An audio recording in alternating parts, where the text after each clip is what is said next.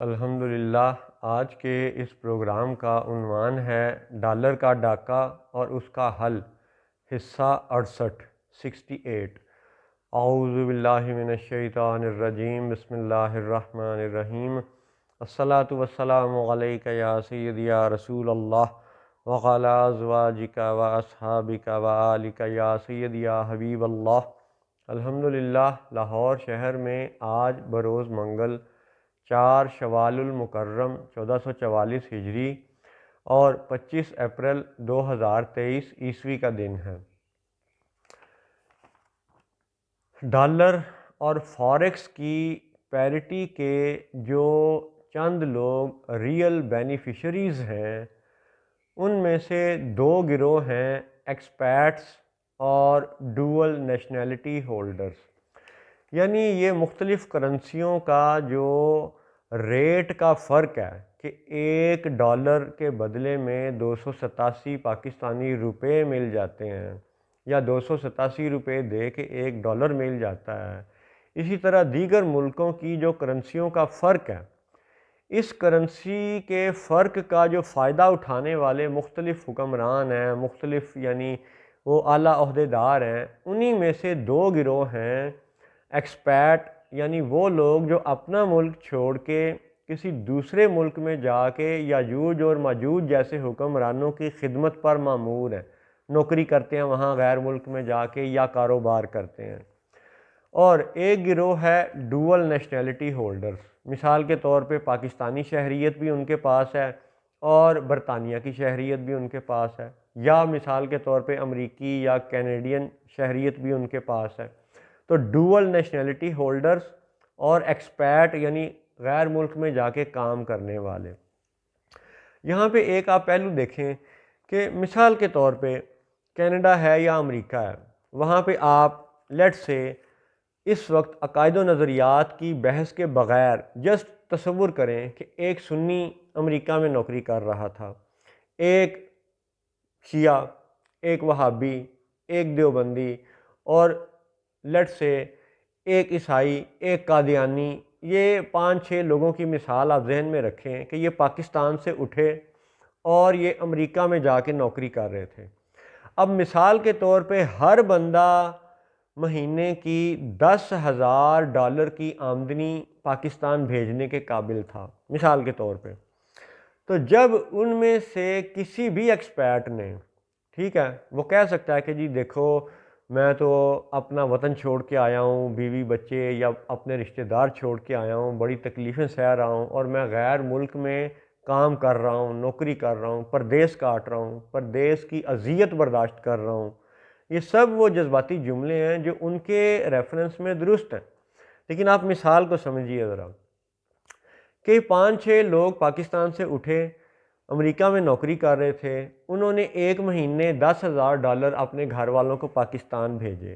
Rate تھا اس وقت مثال کے طور پہ $200 کے بدلے میں $1 کا ریٹ تھا، ٹھیک ہے۔ تو $10,000 کے بدلے میں جب آپ اس کو 200 سے ضرب دیں گے تو تقریباً 20 لاکھ روپے بن گئے۔ تو جب 20 لاکھ روپیہ وہ مہینے کا اپنے گھر بھیج رہے تھے تو ان کے گھر والے بھی خوش تھے اور وہ بھی خوش تھے۔ اچھا، اچانک کیا ہوا کہ یاجوج اور ماجوج کے ہتھیاروں نے، یعنی بینک والوں نے، میڈیا والوں نے، حکمرانوں نے مل کر کے، سب ڈرامے بازوں نے، اسٹیٹ بینک کے ظالم گورنروں نے اور سب مالیاتی یہ پتلی تماشا کے کرداروں نے اچانک سے ریٹ بدل کے، پیرٹی بدل کے کر دیا جی 287، ٹھیک ہے۔ اب ایک وہ بندہ جو پاکستان سے امریکہ جا کے نوکری کر رہا تھا اور $10,000 وہ مہینے کے پاکستان بھیجنے کے قابل تھا، تو ایک مہینے یا ایک سال میں اس کی گھر والوں کو آمدن مل رہی تھی 20 لاکھ روپیہ۔ جیسے ہی پیرٹی بدلی اور 287 روپے پہ وہ پیرٹی چلی گئی، پاکستانی کرنسی بے قدر ہو گئی اور ڈالر جیسی ذلیل ترین کرنسی کو بلا وجہ اعلیٰ ترین بنا دیا گیا۔ تو اس ڈالر کے دھوکے میں اب ہوا کیا کہ اسی شخص کے گھر والوں کو اب $10,000 کے بدلے میں مل گیا 28,70,000 روپیہ۔ پہلے مل رہا تھا انہیں 20 لاکھ روپیہ مہینے کا۔ تو جب 20 لاکھ سے ان کی آمدنی بیٹھے بیٹھے 28,70,000 پہ چلی گئی، تو اب وہ جو امریکہ میں بیٹھا ہوا ہے، وہ سنی تھا، وہابی تھا، شیعہ تھا، دیوبندی تھا، وہ عیسائی تھا، وہ ہندو تھا، وہ قادیانی تھا، واٹس ایور، اس کا جو بھی مذہب تھا، جو بھی عقیدہ تھا، اس کو تو اچانک سے جناب اس کی باچھیں کھل اٹھیں، خوش ہو گیا کہ میں نے تو پچھلے مہینے یا پچھلے سال $10,000 بھیجتا تھا تو گھر والوں کو ملتے تھے 20 لاکھ روپے، آج مل رہے ہیں 28,70,000 روپے،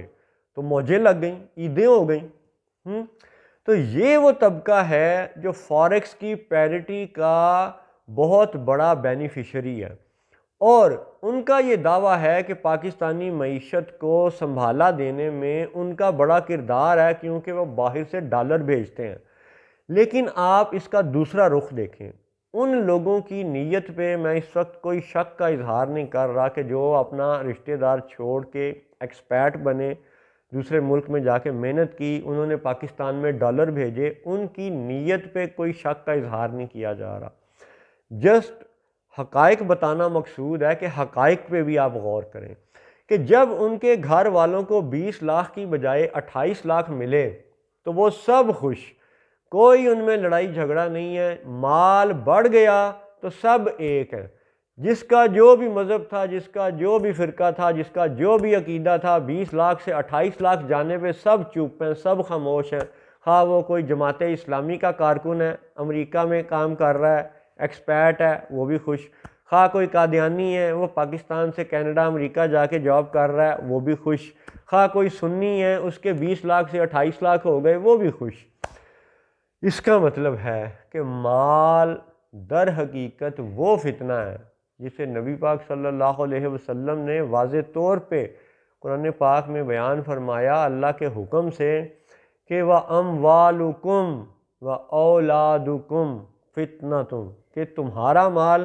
اور تمہاری اولاد تمہارے لیے فتنہ ہے۔ تو اب ہم ان سب فتنوں میں کئی طرح سے جکڑے ہوئے ہیں۔ اس جکڑ کی ایک مثال ہم زیر بحث لا رہے ہیں، فاریکس کی پیرٹی کا دجل، ڈالر کا ڈاکہ۔ تو جب رقم بڑھتی ہے تو رقم بڑھنے پہ سب ایکسپیٹ خاموش، چپ، کیونکہ 20 لاکھ بن گئے 28 لاکھ۔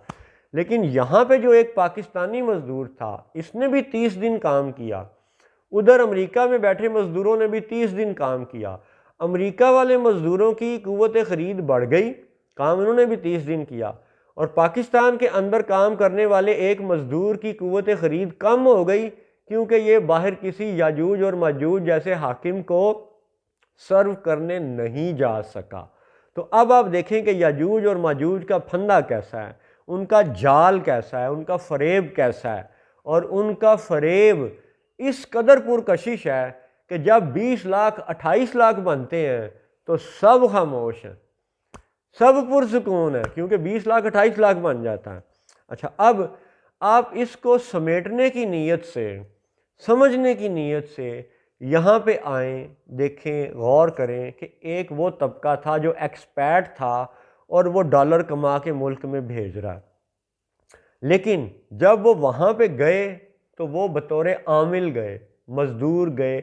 مزدور ان اے سینس کام کرنے والا، خواہ وہ ڈاکٹر تھا وہ کام کر رہا ہے، وہ انجینئر تھا وہ وہاں جا کے کام کر رہا ہے، وہ اینٹیں توڑ رہا ہے، پتھر توڑ رہا ہے، گاڑی چلا رہا ہے، ٹیکسی چلا رہا ہے، ان اینی کیس وہ عامل ہے، مزدور ہے، کام کرنے والا ہے، ٹھیک ہے۔ اور اس کام کرنے والے کی اصل جو ہنر مندی کا فائدہ ہے وہ اٹھا کون رہا ہے؟ وہ وہاں کے حکمران، وہ وہاں کی معیشت، جو اپنے مقامی انجینئر کو زیادہ تنخواہ دیتے ہیں اور ایکسپیٹ انجینئر کو تھوڑی تنخواہ دیتے ہیں، مقامی ڈاکٹر کو زیادہ پے کرتے ہیں، ایکسپیٹ ڈاکٹر کو تھوڑا پے کرتے ہیں۔ یہ حقیقتیں ہیں، اور ان حقیقتوں کا ایک اور پہلو دیکھیں، ڈوئل نیشنلٹی ہولڈرز، یہاں کے بھی شہری، وہاں کے بھی شہری۔ تو اب ان شہریوں کو وہ شہریت دیتے کس طرح ہیں؟ جی آپ اتنے $1000 یا اتنے $1,00,000 اپنے ملک سے کما کے لے آئیں ان کے ملک میں تو وہ آپ کو شہریت دے دیں گے، یا آپ فلاں کوالیفیکیشن، اتنی ڈگری، اتنا تجربہ لے کے آئیں تو ہم آپ کو اپنے ملک میں شہریت دے دیں گے۔ اب اس ڈرامے کا آپ دوسرا رخ دیکھیں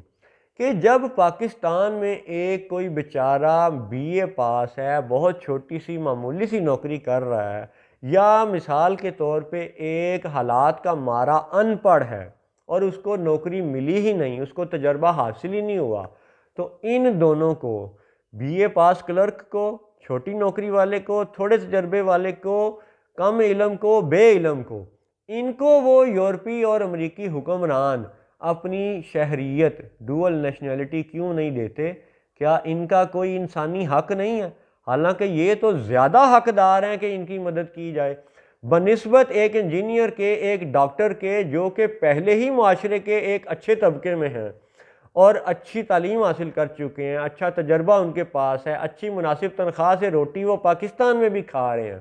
لیکن ان کو ڈوول نیشنلٹی مل جاتی ہے، ان کو نہیں ملتی۔ تو کیا یہ انسانی حقوق کی پاسداری ہے؟ کیا یہ ایکویلٹی ہے؟ ہاں، یہ دھوکہ ہے، یہ دجل ہے۔ اور ہمارے اس دجل پر بار بار بات کرنے کا مقصد یہ ہے کہ اپنے نادان دوستوں کو بھی قرآن پاک کے حقائق بتائے جائیں، انہیں یاد دلائے جائیں۔ اور یہ دیکھیے کہ جب ہمارے ملک کے شہریوں کو، چند شہریوں کو وہاں جا کر کے ڈوول نیشنلٹی لینے کی اجازت ہے، تو پھر ہمارے ملک کے حکمرانوں کو وہاں جا کے لوٹا ہوا مال جو ان کے بینکوں میں پڑا ہے، جو بلیک منی ان کے بینکوں میں پڑی ہے، وہ واپس لانے کا اختیار کیوں نہیں ہے؟ ہمارے شہری اگر وہاں کے شہری بن سکتے ہیں تو ہمارے اچھے افسران، ہمارے اچھے حاکم، وہ وہاں پہ تصرف کیوں نہیں کر سکتے؟ وہاں پہ بیٹھے ہوئے ڈاکوؤں کو پکڑ کے واپس کیوں نہیں لا سکتے؟ وہاں سے ڈاکے کا مال واپس کیوں نہیں لا سکتے؟ اس کا مطلب ہے کہ یہ سب دجل ہے، اور اس دجل میں جو مہرے ہیں وہ ہر خطے کے مقامی حکمران ہیں، اعلیٰ عہدے دار ہیں، کیونکہ رسول اللہ صلی اللہ علیہ وسلم کی احادیث سے یہ معلوم ہوتا ہے کہ دجال قبلہ اول کا حاکم ہوگا، اور دجال ہوگا یعنی جھوٹا ہوگا۔ اس کا مطلب ہے کہ ساری دنیا کے لوگوں کو یاجوج اور ماجوج کے فتنے میں، دجال کے فتنے میں اپنے حکمرانوں سے لڑنا ہے۔ یہی حدیث پاک کا سبق ہے۔ اور ڈالر کی اس پیرٹی کے دجل کا ایک اور یعنی پہلو آپ یہ دیکھیں کہ سورۃ الکہف، اس کو یاجوج اور ماجوج کے زمانے اور فتنہ دجال کے حوالے سے اہم صورت قرار دیا گیا ہے۔ تو انہی میں سے آج کی ایکسپیٹ اور ڈوول نیشنلٹی ہولڈرز کے اس گروہ کے لیے دوبارہ سے سورۃ الکہف کی آیت نمبر 79 پھر سے پیش ہے۔ غور کیجئے گا، لفظوں پہ خصوصی غور کیجئے گا، پھر آپ کو متعلقہ تشریح و تعویل سمجھنے میں انشاءاللہ مدد ملے گی۔ جب حضرت خضر علیہ السلام نے کشتی کو عیبدار بنا دیا اور حضرت موسیٰ علیہ السلام نے اعتراض کیا، اور پھر بعد میں حضرت خضر علیہ السلام نے اس کی اصل تعویل بتائی، تو اس تعویل بتانے میں اب وہ کشتی کا جو جواب دیتے ہیں اس آیت کو سنیے۔ اعوذ باللہ من الشیطان الرجیم۔ اما السفینۃ فکانت لمساکین یعملون فی البحر فأردت ان اعیبها وکان وراءہم ملک یاخذ کل سفینۃ غصبا۔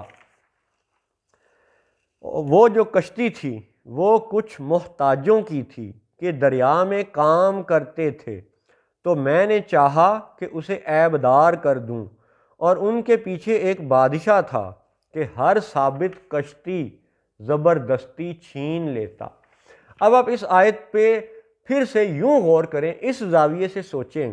کہ اگر اس آیت میں سے فَقَانَتْ لِمَسَاكِينَ يَعْمَلُونَ اتنے حصے کو اگر ایک منٹ کے لیے فرض کریں غائب کر دیا جائے، مثال کے طور پہ سمجھنے کے لیے، اور صرف اتنا کہا جاتا اما السفینۃ فأردت ان اعیبها، اور اس کشتی کے بارے میں نے ارادہ کیا کہ اس کو عیبدار بنا دوں، تو بات تو ایسے بھی بیان کی جا سکتی تھی۔ لیکن غور کریں کہ حضرت خضر علیہ السلام نے صرف کشتی کا ذکر نہیں کیا، بلکہ کشتی میں سمندر میں کام کرنے والے مزدوروں کا ذکر کیا، مین پاور کا ذکر کیا، یعنی فرمایا فَقَانَتْ لِمَسَاكِينَ يَعْمَلُونَ کہ وہ مساکین، غریب لوگ، چھوٹے طبقے کے لوگ، یعملون عمل کرنے والے، عامل مزدور کام کرنے والے، فی البحر اس سمندر میں۔ اب اس سمندر میں کام کرنے والوں کا ذکر کیوں کیا گیا؟ بالخصوص کہ جب حضرت خضر علیہ السلام کشتی کو عیب دار بنائے جانے کی تاویل بتا رہے ہیں، تو اس کا مطلب ہے کہ خضر علیہ السلام کی اس تاویل کی ایک تاویل یہ بھی ہے کہ جب 9/11 وقوع پذیر ہو جائے، جو کہ ہو چکا، تو اس کے بعد یہ یاد رکھا جائے کہ پورے قرآن میں 9 آیات ایسی ہیں جن میں الف لام کے ساتھ المسیح عیسیٰ بن مریم علیہ السلام کا ذکر ہے۔ 9 آیتیں، 11 مرتبہ الف لام میم کے ساتھ المسیح عیسیٰ بن مریم علیہ السلام کا ذکر ہے۔ جب 9/11 وقوع پذیر ہو جائے اور 9 آیات میں 11 مرتبہ المسیح کا ذکر ہے، تو پھر خضر علیہ السلام کی ان ہدایات پہ عمل کرنا بہت زیادہ اہمیت کا حامل ہو جائے گا، خصوصاً اس 21ویں صدی میں، 15ویں صدی ہجری میں، 21ویں صدی عیسوی میں۔ ٹھیک ہے، یہ 21ویں صدی عیسوی کو بھی آپ نے یاد رکھنا ہے۔ تو اب فرماتے کیا ہیں؟ فَقَانَتْ لِمَسَاكِينَ يَعْمَلُونَ۔ خطۂ عرب میں کام کرنے والے جانتے ہیں کہ عامل، عین الف میم لام، عامل کام کرنے والے کو، مزدور کو کہا جاتا ہے۔ تو یہاں پہ عامل کا ذکر خصوصی طور پہ فرمایا جانا اس بات کا اشارہ ہے کہ جب وہ ظالم یاجوج اور ماجوج بندوق کی بجائے فوریکس کی پیرٹی کو غلامی کا ہتھیار بنا لیں، تو اپنی مین پاور بھی ان تک نہ بھیجو، اپنے عامل بھی ان تک نہ بھیجو، ان ظالم بادشاہوں تک، ان ظالم بادشاہ کے سپاہیوں تک، وراءہم ملکن، ان بادشاہوں تک اپنی مین پاور بھی نہ جانے دو۔ اب آپ اس کو یہ دیکھیں کہ ہندوستان کی، بھارت کی کثیر مساکین کی تعداد ہے جو دنیا بھر کے مختلف ممالک میں کام کرنے کے لیے جاتے ہیں، ایکسپیٹ ہیں۔ ایسے ہی بنگلہ دیش کے ہیں، ایسے ہی افریقہ کے ہیں، مصر کے ہیں، ٹیونس کے ہیں، پاکستان کے ہیں، بہت سے ممالک کے ہیں جو دوسرے ملکوں میں جا کے نوکری کرتے ہیں۔ اور خضر علیہ السلام کا اشارہ کیا ہے کہ اب لِمَسَاكِينَ يَعْمَلُونَ، ان عاملوں کی کشتی کو عیب دار بنایا گیا، یعنی وہ عامل بھی، وہ مزدور بھی، وہ مین پاور بھی ان ظالم بادشاہوں تک نہ پہنچے۔ یہی ان کی کمر توڑنے کا ایک ہتھیار ہے۔ آج آپ سوچیں کہ بھارت سمیت، بنگلہ دیش سمیت، افریقہ سمیت، پاکستان سمیت، آج اگر ان یاجوج اور ماجوج کے صنعتی ان جھنجھٹوں میں سے، اس بینکنگ انڈسٹری میں سے، ان کی معیشت میں سے اپنی مین پاور کو نکال لیا جائے تو ان کی معیشت کولیپس کرنے میں سال نہیں لگے گا، سال بڑا لمبا عرصہ ہوتا ہے، چند مہینوں میں ان کی معیشت بیٹھ جائے گی۔ اور جس طرح وہ دنیا کو پتلی تماشے کی طرح نچا رہے ہیں، پھر وہ خود ناچنے پہ مجبور ہوں گے کہ جب ہماری مین پاور ہمارے یہاں پہ کام کرے گی۔ اب آپ اس کو ایک مختصر تصوراتی آئیڈیلسٹک ایک سوچ سوچیے ذرا کہ بالفرض ہمارے یہاں پہ سب ادارے اچھا نیک نیتی سے کام کرنے لگ جائیں، ہر بندہ اپنا اپنا کردار ایمانداری سے کام کرنے لگ جائے، اور 1 منٹ کے لیے فرض کر لیں پاکستان میں صفائی بہت اچھی، پاکستان میں ادارے شاندار کام کر رہے ہیں، لوگوں کی بہترین خدمت کر رہے ہیں، نہ کوئی پاسپورٹ کی لمبی لائنیں، نہ ویزے کا جھنجھٹ، نہ کوئی دکان اور کاروبار کھولنے میں پریشانی، نہ ٹیکسوں کا ڈراوا، نہ ٹیکسوں کی بلیک میلنگ، نہ عدالتوں کے جھنجھٹ۔ یعنی جب یہاں پہ وہ سب سہولتیں دستیاب ہیں پاکستان میں جو بالفرض پچھلے 30-40 سال یورپ اور امریکہ اور کینیڈا اور آسٹریلیا جیسے ملکوں کا یہ جھانسا ہمیں دکھایا گیا، تو اگر وہی سب سہولیات ہندوستان اور پاکستان میں دستیاب ہوں اور لیٹ سے کہ $1 1 کے برابر ہو اور پاکستان پرامن ہو، تو آپ مجھے بتائیں کتنے قادیانی، کتنے وہابی، کتنے سنی ہوں گے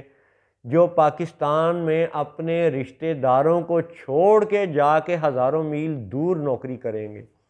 اس کا مطلب ہے کہ یہ سب جھنجٹ قائم ہی اس بنیاد پہ ہے کہ ہر خطے کے ادارے اپنا کام نہ کریں۔ لہٰذا دوبارہ سے وہ ایکسپیٹ جو دوسرے ملکوں میں کام کر رہے ہیں ان سے بھی یہ پرخلوص گزارش ہے کہ بے شک آپ کی کمائی 20 لاکھ سے بڑھ کے 28 لاکھ ہو رہی ہے، لیکن اوور آل آپ دیکھو کہ پوری دنیا کے انسانوں پر، تمام بنی نوع آدم پر فوریکس کے نام پہ ظلم اور جدید غلامی کا جال کیسے تان دیا گیا، کس طرح ہر ایک کی گردن میں رسی جو ہے نا وہ فوریکس کی صورت میں جکڑ دی گئی ہے۔ اور آپ ایکسپیٹ حضرات، ڈوول نیشنلٹی ہولڈرز، سورۃ الکہف کی آیت نمبر 79 میں فَقَانَتْ لِمَسَاکِینَ یَعْمَلُونَ پر غور ضرور کیجئے گا اور یہ سوچئے گا کہ آج اگر ہر ملک کے متعلقہ ادارے یہاں پہ اچھا کردار ادا کرنے لگ جائیں اور سب سہولتیں آپ کو یہاں پہ مل جائیں اور $1 1 کی پیرٹی پہ آ جائے، تو کیا ضرورت ہے آپ لوگوں کو کہ آپ لِمَسَاکِینَ یَعْمَلُونَ بن کر کے ان کی جا کے غیروں کی خدمت کریں؟ السلام علیکم ورحمۃ اللہ وبرکاتہ۔